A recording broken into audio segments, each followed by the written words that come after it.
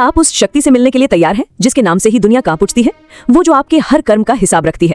क्या होगा अगर मैं आपसे कहूं कि मृत्यु का देवता, जिसे आप भय का प्रतीक मानते हैं, असल में आपके कर्मों का सबसे बड़ा गवाह और न्याय का सबसे बड़ा रक्षक है? जी हाँ, आज हम पर्दा उठाएंगे उस रहस्यमयी शक्ति के ऊपर जिसे दुनिया यमराज के नाम से जानती है। लेकिन ये सिर्फ मृत्यु की कहानी नहीं है, ये है न्याय, धर्म और उस अटल विधान की कहानी जो इस पूरे ब्रह्मांड को चलाता है।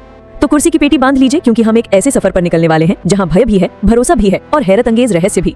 कल्पना कीजिए करोड़ों साल पहले का वो समय जब ब्रह्मांड सूर्य के प्रचंड तेज से धधक रहा था। उसी आग से जन्म हुआ एक ऐसी शक्ति का जिसकी नियति में लिखा था मृत्यु का स्वामी बनना।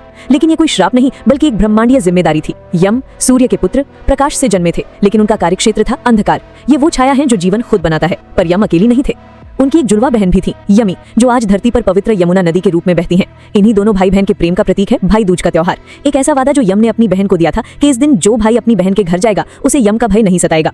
समय के साथ यम का स्वरूप बदला। वेदों के पितृ राजा से वे पुराणों के धर्मराज बन गए, एक ऐसे न्यायाधीश जिनका फैसला कभी गलत नहीं होता, क्योंकि उनके पास है एक दिव्य बही खाता, अग्रसंधानी। पर इस किताब में लिखता कौन है? वो जो हर पल हर क्षण आपके साथ है, चित्रगुप्त, जो आपकी हर एक सोच हर एक कर्म का हिसाब रखते हैं। आपकी सांसों से भी ज्यादा करीब रहकर वो आपकी हर अच्छाई और हर बुराई को दर्ज करते हैं। और जब समय आता है तो यमराज अपने काले भैंसे पर सवार होकर हाथ में न्याय का दंड और कर्मों का पाश लेकर आते हैं। लेकिन रुकिए, उनका स्वरूप हर किसी के लिए एक जैसा नहीं होता। अच्छे कर्म करने वालों के लिए वे एक सौम्य स्वागत करने वाले धर्मराज हैं, और पापियों के लिए उनके क्रोध से बचना नामुमकिन है। पर क्या न्याय का देवता कभी गलती कर सकता है? महाभारत की एक कहानी हमें हिला कर रख देती है। जब मांडव्य ऋषि को गलती से सूली पर चढ़ा दिया जाता है तो वो यमराज से पूछते हैं, मेरा अपराध क्या था?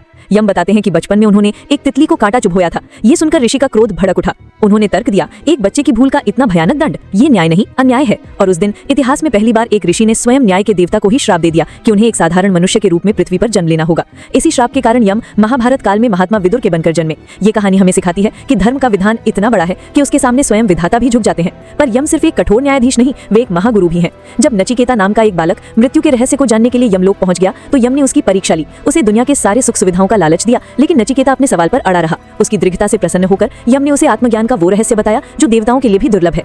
उन्होंने सिखाया कि आत्मा न कभी मरती है न जन्म लेती है। ये शरीर एक रथ है और आत्मा उसकी स्वामी। याद रखिए, आपके कर्म ही आपकी असली पहचान है। यमराज की अदालत में कोई सिफारिश नहीं चलती, सिर्फ आपके कर्मों का सच्चा हिसाब होता है। तो हमने जाना कि कैसे सूर्य के पुत्र यम मृत्यु के देवता बने, कैसे वे अपने भाई बहन के प्रेम से बंधे हैं और कैसे वे कर्मों का सटीक हिसाब रखने वाले धर्मराज हैं। हमने ये भी देखा कि वे सिर्फ दंड ही नहीं देते, बल्कि नचिकेता जैसे जिज्ञासु को आत्मज्ञान भी प्रदान करते हैं। अगर इस कहानी ने आपके दिल में एक भी चिंगारी जलाई है तो इस वीडियो को अपने दोस्तों और परिवार के साथ शेयर जरूर करें। कमेंट्स में बताइए कि आप अगली बार किस रहस्यमयी शक्ति के बारे में जानना चाहेंगे। और हाँ, हमारे चैनल को सब्सक्राइब करना मत भूलिएगा।